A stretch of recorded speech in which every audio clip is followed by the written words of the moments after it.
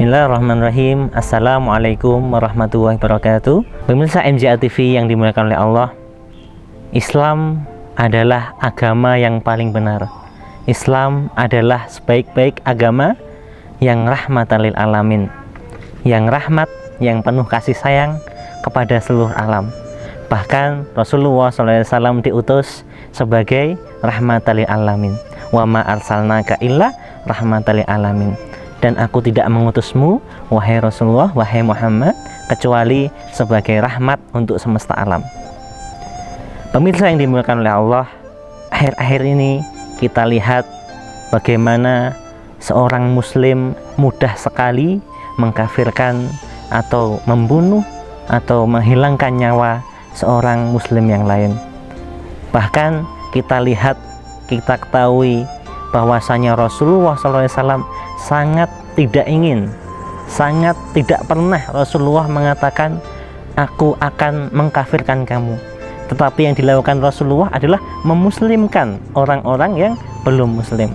Tetapi mengapa kita malah mengkafirkan orang-orang yang sudah muslim?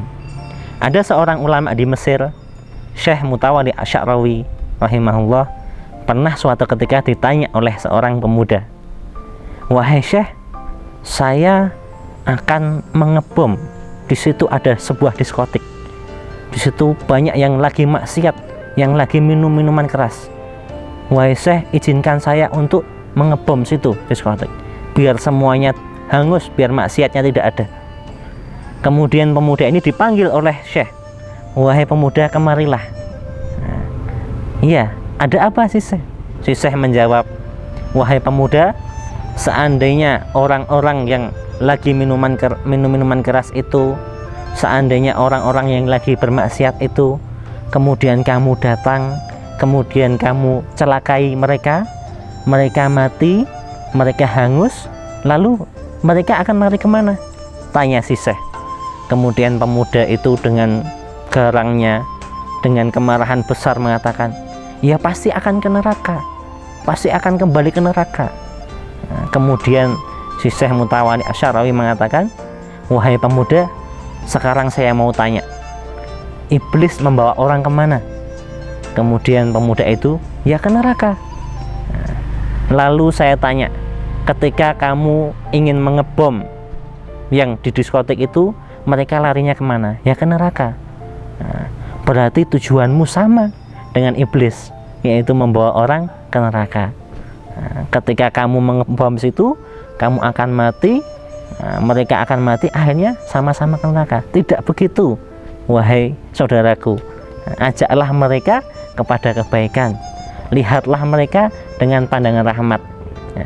Ketika engkau melihat seorang yang bermaksiat, maka engkau harus benci kepada maksiat tersebut, engkau harus ingkar kepada maksiat tersebut, tetapi jangan sekali-kali benci kepada orang atau pelaku maksiat itu. Sungguh benar Rasulullah SAW sebagai rahmatan lil alamin. Bahkan Rasulullah SAW suatu ketika ada jenazah Yahudi yang lewat. Kemudian Rasulullah berdiri. Para sahabat bingung, "Wahai Rasulullah, ada Yahudi, ini jenazah bukan muslim." Kemudian Rasulullah mengatakan apa? "Ini jenazah ini satu jiwa yang terlepas dari dakwahku sehingga meninggal dalam keadaan kafir." Wahai para pemuda, rahmatnya Rasulullah, kasih sayang Rasulullah harus ada di hati kita. Jika Rasulullah ada di hati kita, kita malu, kita pasti malu dan tidak ingin ada umatnya Rasulullah yang celaka. Jika Rasulullah ada di hati kita, pasti kita akan malu jika kita tidak melaksanakan sunnah-sunnahnya Rasulullah.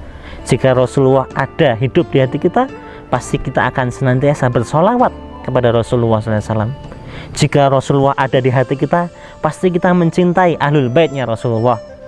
Dan jika Rasulullah ada di hati kita, pasti kita akan mencintai semua sahabat-sahabat Rasulullah radhiyallahu anhum ajmain.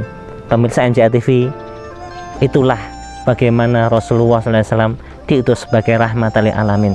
Semoga kita, masyarakat kita, para pemirsa MJA TV bisa meniru bagaimana Rasulullah SAW dalam hidupnya, dalam akhlaknya. Demikianlah sedikit yang bisa Al-Fakir sampaikan. Semoga bisa bermanfaat buat Al-Fakir pribadi dan para jamaah, para pemirsa MJA TV. Billahi taufiq wal hidayah, kurang lebihnya mohon maaf. Assalamualaikum warahmatullahi wabarakatuh.